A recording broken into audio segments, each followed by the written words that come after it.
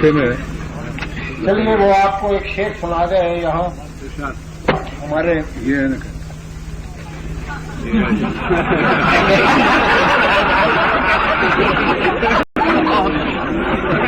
یہ اور دور ہے اب اور کچھ نہ فرمائے، یہ اور دور ہے اب اور کچھ نہ فرمائے۔ بیٹا تمہارے لیے تو یہ اور دور ہے اب اور کچھ نہ فرمائے، مگر حفیظ کو یہ بات کون سمجھائے، مگر حفیظ کو یہ بات کون سمجھائے، بات کون سمجھائے۔ شعر ہے کہ پری رخوں کی زبان سے کلام سن کے میرا،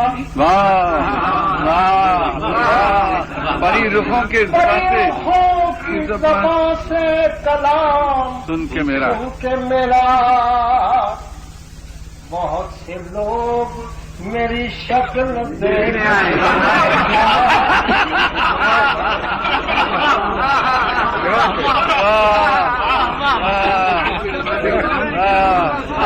پری رخوں کی ریڈیو پر پری رخوں کی زبان سے کلام سن کے میرا، بہت سے لوگ میری شکل دیکھنے آئے، بہت سے لوگ اور بہشت میں بھی ملا ہے، سنیے گا بہشت میں بھی ملا ہے مجھے عذاب شدید، اس میں بھی کا لفظ میں اہل زبان کی جی، بہشت میں بھی ملا ہے مجھے عذاب شدید، یہاں بھی مولوی صاحب ہے میرے ہم،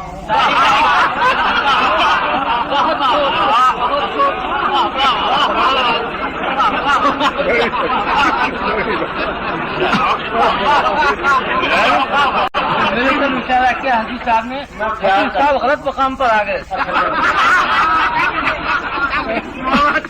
یعنی مولویت سے جواب دے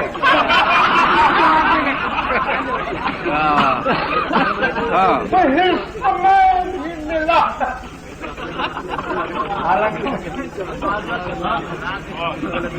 بہشت میں بھی ملا ہے مجھے عذاب شدید،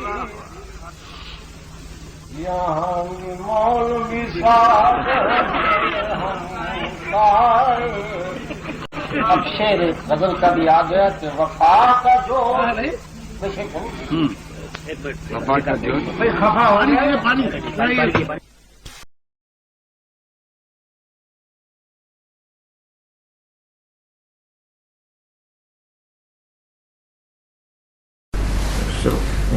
ابھی ہم جو گفتگو کر رہے ہیں ماہر القادری صاحب کی اور ان کے آخری ایام کی، تو اتفاق سے میں وہاں جدے میں موجود تھا اس وقت، اور ماہر القادری صاحب وہاں تشریف لائے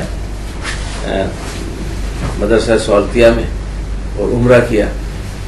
تو جب وہ وہاں تشریف لائے تھے تو میں اس وقت وہاں موجود تھا، لیکن ان سے گفتگو نہیں ہو سکی، وہ مولانا شمیم صاحب اور دوسرے لوگوں سے گفتگو کر رہے تھے، کیونکہ وہ ہمارے بجان کے اخبار مدینہ بجنور میں اسسٹنٹ ایڈیٹر تھے، اور والد صاحب سے کئی بار ان کا ذکر سنا تھا، میں وہ بتانا چاہ رہا تھا اس تعلق کو بھی، لیکن وہ بات ان سے نہیں کہہ سکا۔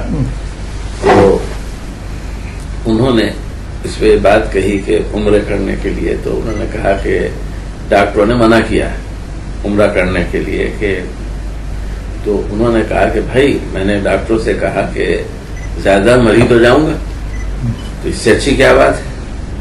پھر کہنے لگے میں تو یہاں پر یہ کہہ کے آیا ہوں کہ بھائی اگر میری موت وہاں پہ ہو جائے تو مجھے وہاں نہ لے جایا جائے, یہیں دفن کیا جائے. کس نے کہا ہے؟ ماہر قاضی صاحب نے. ماہر قاضی صاحب نے مدرسہ سولتیہ میں عمرہ کرنے سے پہلے جو ہے مولانا شمیم صاحب سے ملاقات ہے, اور میں وہاں موجود ہوں, تو میں ان سے کوئی بات نہیں کر سکا. میری خواہش تھی, کیونکہ ابا جان کے اسسٹنٹ ایڈیٹر تھے, اور ابا جان ان کا ایک اور لطیفہ سناتے تھے کہ ماہر القاضی صاحب تھے, جگر صاحب تشریف لائے تھے مدینہ منزل میں. جگر صاحب اکثر آتے تھے, لمبا قیام کیا کرتے تھے مدینہ منزل میں. تو اس وقت کوئی ایک مشاعرہ تھا, تو ماہر القاضی صاحب نے ان سے یہ کہا کہ مشاعرے میں اگر صدارت کسی کو کرنی ہو اور رئیس المتغزلین کا انتخاب کرنا ہو تو آپ کس کو صدارت دیں گے؟ تو انہوں نے کہا حسرت موہانی کو. تو پھر کہا اگر وہ نہ ہو تو کہنے پھر میں خود بیٹھ جاؤں گا. یہ والد صاحب نے ان کا ماہر القاضی صاحب کا لطیفہ سنایا جب وہ اخبار مدینہ بجنور کے. تو میں تعارف کرانا چاہتا تھا, لیکن یہ بات بس ہوئی. اس کے بعد وہ عمرہ کیا اور وہ چلے گئے تھے. تو اب اس میں مشاعرہ وہاں تھا, تو مولانا شمیم صاحب اس میں جا رہے تھے, تو میں نے کہا میں بھی چلتا ہوں. تو میں ان کے ساتھ ساتھ گیا, کیونکہ انہیں صوفے کے سامنے بٹھایا گیا, تو میں بھی بیٹھا, اور پھر ان سب شعراء سے بات چیت ہو رہی تھی. تو اس وقت کیا انہوں نے ماہر القاضی صاحب نے نعت لکھی تھی, جو وہاں سنائی تھی. انہوں نے مولانا شمیم صاحب کے یہاں سنائی تھی, جو اس موقع کے لیے لکھی تھی. تو نعت ان کو پر مشاعرہ ختم ہونا تھا ماہر القاضی صاحب کی, سنا چکے تھے, وہ کلام سنا چکے تھے, لیکن وہاں بیٹھے ہوئے تھے اس انتظار میں کہ وہ نعت سنائیں گے.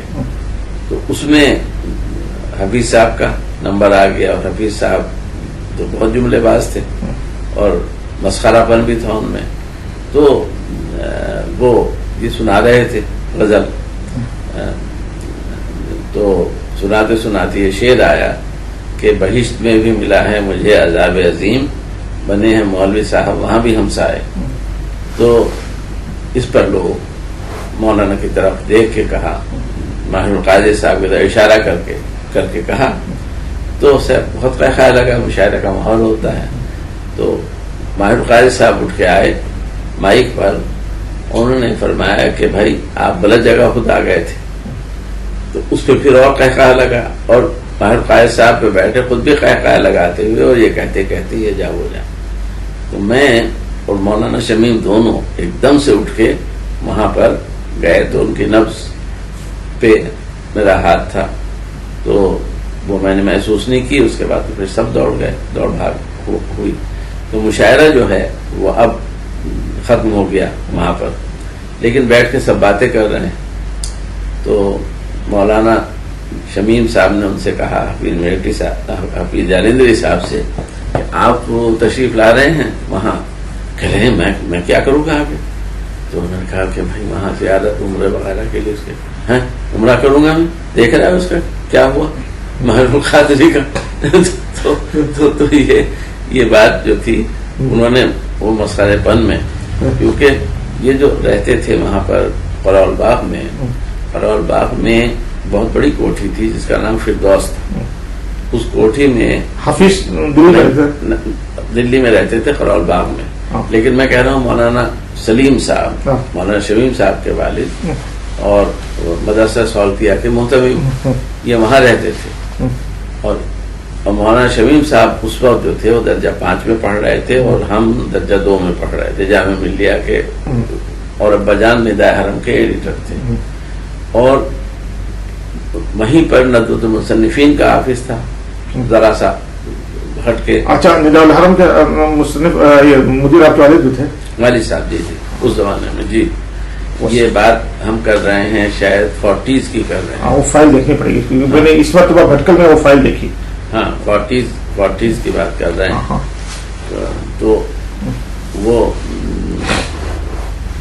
ندوۃ المصنفین کا بھی وہیں آفس تھا. تو ابا جان وہاں پر وہ لکھ رہے تھے اسلام کا نظام حکومت, اور پارٹ ٹائم اس کی کر رہے تھے. اور ہمارا زیادہ وقت جو ہے وہیں مولانا سلیم صاحب کے گزرتا تھا, وہی شمیم تھے, پھر ان کے ایک کزن تھے 2, ایک حسام تھے اور ایک احتشام تھے.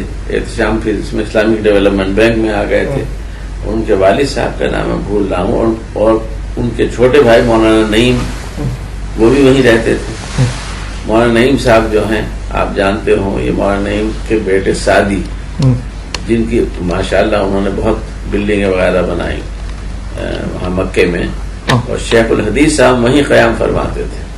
کہاں پر؟ مکے میں. ہاں, اور انہی کے گھر ان کا انتقال ہوا, جو گھر تھا, کیونکہ وہ ایک پوری کوٹھی ان کو دے دیتے تھے, پورا فلور دے دیتے تھے. ان کے ساتھ تو لوگ آتے تھے اور وہ ٹھہرتے بھی اسی میں تھے, ان کے مریدین. جو سعدی جو تھے یہ فرسٹ کزن تھے ان کے مولانا شمیم صاحب. تو ان کی کوٹھی تھی, اس کوٹھی کے پیچھے سڑک تھی, اس سڑک پر حفیظ جالندری کی کوٹھی تھی. تو حفیظ جالندری صاحب شام میں ٹہلتے ہوئے مولانا شمیم صاحب کے یہاں کے بیٹھ جایا کرتے تھے, اور بھی شعراء ادیب وغیرہ آتے تھے, اور ہم کو اکثر اپنی گود میں بٹھاتے تھے. تو وہ بھی ہمیں کیا کہتے ہیں, اس کی بھی یاد تھی. ایک بار وہ وہاں دلی میں ملاقات ہوئی تو میں نے بتایا کہ چچا آپ کو یاد ہے؟ تو کہنے ہاں بیٹا یاد ہے, تم تو بہت کیا کہتے ہیں خوبصورت لگ رہے ہو, سرخ سفید ہو. وہ قدر نہ کرنے میں نے کہ دیکھو میرا چہرہ کیسا ہو گیا. تو بالکل ایسی باتیں کرتے تھے جیسے دیکھ رہا میرا کیا ہو گیا, تو تم یہ نہ کرنا, سب جو میں نے کی.